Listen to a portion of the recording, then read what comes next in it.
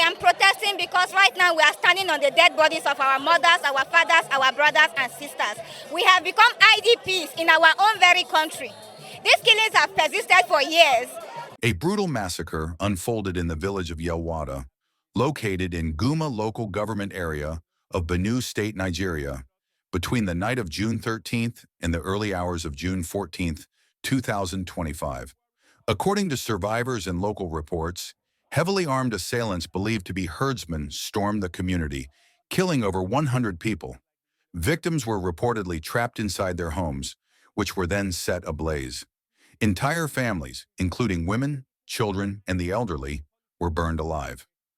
Eyewitnesses described the attack as coordinated, with the attackers blocking all exit points before beginning their onslaught. Images and footage shared on social media showed charred bodies, mass graves, and homes reduced to ash. The violence has sparked widespread outrage across Nigeria and internationally. Amnesty International described the killings as horrifying and accused the Nigerian government of failing to protect its citizens in conflict-prone regions like Benue. For residents of Yalwata and surrounding communities, this is not the first time they have experienced such violence. But they say this is the most devastating. Benue State, often referred to as Nigeria's food basket, has for years been the epicenter of violent clashes between nomadic herders and indigenous farmers. The conflict is rooted in disputes over land, water, and grazing routes. Climate change, population growth, and weak land policies have further strained relations between the two groups. The herders, many of whom are of Fulani ethnic origin, move with their cattle in search of pasture, often encroaching on farmland owned by settled farmers. These encroachments frequently lead to deadly confrontations, with both sides accusing the other of provocation and violence. In the wake of the Yalwata massacre, thousands of angry youths took to the streets in Makurdi, the capital of Benue State, to protest the government's inaction. They blocked major roads, including the Workum Food Basket roundabout, chanting slogans and demanding justice for the slain. The protests soon gained national attention when Nigerian activist and social media influencer Martin Otzi, popularly known as VeryDarkMan, joined the demonstration. Standing among the youths, he addressed the crowd, condemning the federal and state governments for their silence and demanding immediate intervention. During the protest, tensions rose as the police attempted to disperse the crowd using tear gas. Videos circulating online showed peaceful demonstrators coughing and running for cover as canisters landed near them. Protesters refused to leave, insisting that only the physical presence of Governor Hyacinth Aliyah would satisfy them. They accused the government of offering empty promises while communities continued to be slaughtered. In response to the mounting pressure, Governor Aliyah condemned the attacks and promised immediate action. He announced the deployment of tactical security units to the affected areas and pledged to set up a judicial panel of inquiry.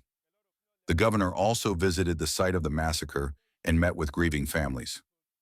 Despite these gestures, many residents remain skeptical. They say they've heard similar assurances in the past, yet the killings continue unabated.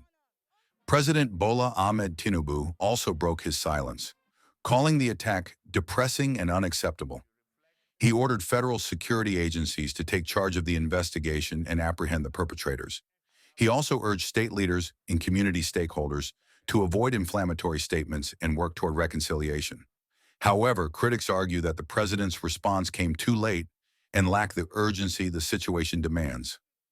Security analysts say the massacre in Yalwata is part of a wider pattern of violence that has plagued Nigeria's Middle Belt for over a decade.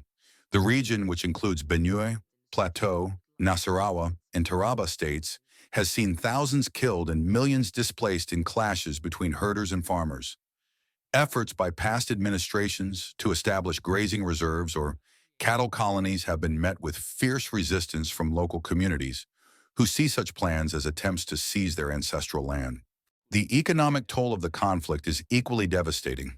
Many farmers in Benue have abandoned their land out of fear, leading to a decline in food production. Displacement camps are overcrowded, underfunded, and lack basic amenities.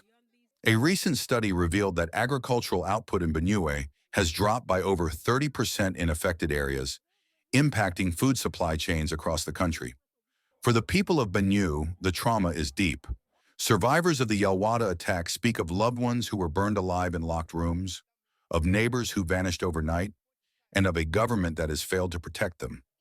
Many question why such a large group of armed men could operate for hours without intervention from security forces. They point to previous attacks where victims received no justice and perpetrators were never held accountable. As protests continue and national outrage grows, many Nigerians are demanding more than just condolences. They want accountability, they want justice, and they want change. Civil society groups have called for an independent investigation into the Yalwata killings and the deployment of permanent security infrastructure in vulnerable communities.